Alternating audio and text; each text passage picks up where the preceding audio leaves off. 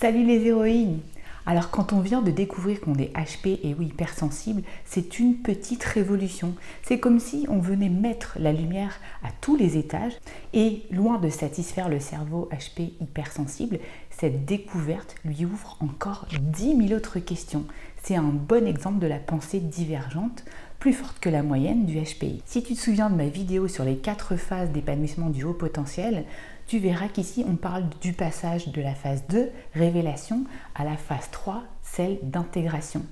C'est alors que commence pour beaucoup de HP une boulimie intellectuelle exponentielle du sujet avec des achats compulsifs de livres, de visionnage de podcasts, de conférences. Rien n'est trop beau pour assouvir cette soif intarissable de recherche d'informations sur le HP. Et parfois tu lis même 5 livres en même temps. Dans ta tête, c'est thèse, antithèse, synthèse, toute la journée sur le sujet. Et comme tu ne fais jamais rien à moitié, petite zèbre, tu prends le sujet à bras-le-corps, quitte à avoir un burn-out à la fin. Le trop-plein finit par amener des overdoses à répétition.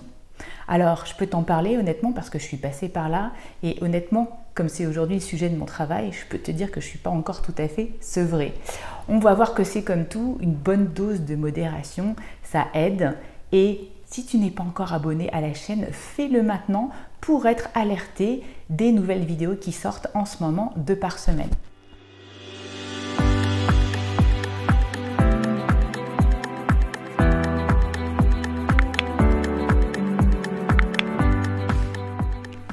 Salut vous! Et oui, un jour ça commence comme ça. Un ami, parce qu'il pense que tu en as besoin, te conseille de lire Je pense trop ou Trop intelligent pour être heureux. Ce sont les livres qui tournent beaucoup en ce moment. On les conseille beaucoup aussi sur pas mal de groupes Facebook. Et puis tu le lis et là, la phrase qui revient sans arrêt, c'est « Mais dis donc, j'ai l'impression que ce livre parle de moi et qu'il a été écrit pour moi. » Et là commence à naître un sentiment de reconnaissance et d'appartenance. Et ton cerveau, titillé, stimulé, en veut encore, il décide de ne pas s'arrêter là. Ces livres, finalement, ça devient un petit peu comme tes trésors, mon précieux.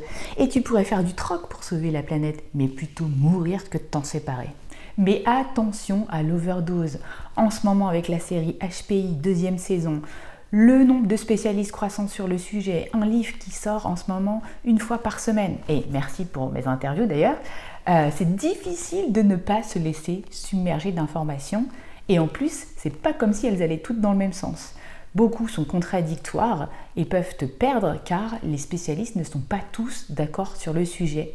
Et puis du coup, il y a un nombre incalculable de qualifications qui naissent pour le HPI et parfois des notions comme le HPE qui, pour moi, viennent ajouter plus de confusion qu'elles n'apportent de clarté.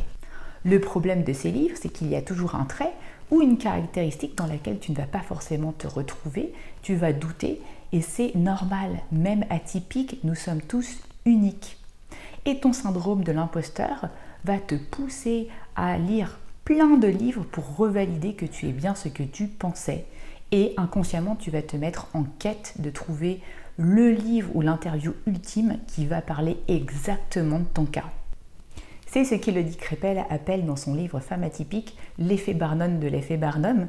En fait, tu te reconnais dans un livre et puis après, tu te dis que tout le monde doit s'y reconnaître. Puis après, tu doutes, que tu doutes, que tu doutes, que tu doutes. Enfin, SOS, au secours. Et puis, il y a aussi en fait ce nouveau livre qui peut sortir. Et là, tu te jettes dessus en te disant que peut-être la pépite, l'ultime connaissance sur le sujet sera là. C'est un peu le mode Fear of Missing Out.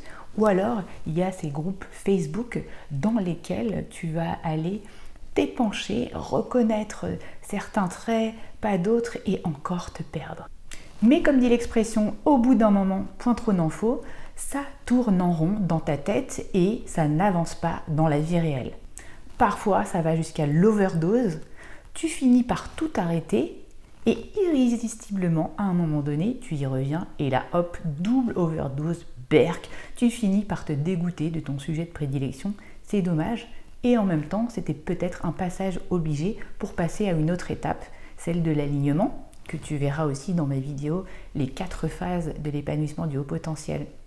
Et puis, après tout, l'être humain est ainsi fait que parfois, il a besoin de se dégoûter pour passer à autre chose pour clore un chapitre. On va voir maintenant quelles sont les limites de cette quête sans fin et comment penser autrement. Le jour où tu arrêteras d'acheter des livres, c'est le jour où tu seras enfin aligné, où tes pensées et tes actes seront congruents, où tu vas dépasser l'étiquette de HP par exemple parce que tu n'en auras plus besoin, le jour où tu ne seras plus uniquement dans ta tête mais dans le vivre. Ce n'est pas en ayant la tête dans les bouquins que tu vas réaliser ton potentiel et trouver la clé de comment t'aimer tel que tu es. Si après tout au début ça t'empêche d'être dans le déni de ton haut potentiel et de te faire ta propre opinion sur le sujet, fine. Le problème c'est le trop d'informations qui tue l'information et au final il n'y a pas de bonne réponse, il n'y a que ce que tu ressens. Le problème aussi des bouquins c'est qu'ils donnent plein de conseils mais si tu ne les appliques pas ça ne sert à rien. Si tu ne peux pas t'empêcher de tomber dans la marmite, alors prends au moins le temps de faire des diètes régulières, de te poser pour intégrer les choses dans la vraie vie, d'incarner le changement que tu veux voir dans ta vie, de passer en mode action-expérimentation en allant t'exposer avec les autres, car il y a beaucoup de problèmes aussi chez les hauts potentiels dans le relationnel. Bref, passer du mode réflexion au mode action. Et si, comme moi, tu as envie de faire quelque chose de tout ça dans ta vie, alors transforme cet amas de connaissances en quelque chose de concret. Il y a encore plein de formats non exploités dans lesquels tu vas pouvoir mettre ta touche personnelle. Un autre point aussi, c'est de faire plus confiance à ton intuition initiale. Tu as toujours su que tu étais différente, mais tu as encore besoin d'aller le revalider dans un livre. Combien de fois tu t'es rendu compte que ton approche initiale était celle que tu rejoignais après avoir étudié un sujet de A à Z? Alors comment tu peux te faire plus confiance dès le début? Et attention à ne pas se surinvestir dans le côté « je suis à part, il n'y a que les livres qui me comprennent » et s'enfermer dedans. Dans mon cabinet, le HP, en fait, c'est une porte d'entrée et surtout, c'est un levier de travail dans mes accompagnements, mais en aucun cas, on ne va se focaliser là-dessus.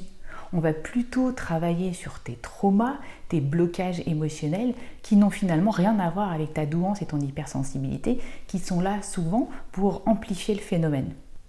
Finalement, quand on veut vraiment travailler sur soi, il n'y a rien de mieux que la recherche individualisée et intérieure du sur-mesure. C'est aller chercher dans sa bibliothèque intérieure, dans sa vie intérieure, qui n'est finalement qu'un grand livre ouvert. Et si tu veux aller plus loin et rencontrer des gens comme toi, plutôt qu'aller lire des bouquins toute la journée, alors je te conseille cette vidéo qui s'appelle « Plus jamais seul, 3 façons de rencontrer d'autres surdoués ». Si tu as aimé cette vidéo, laisse-moi un pouce, partage avec le plus grand nombre et je vous dis à bientôt. Bye bye les héroïnes.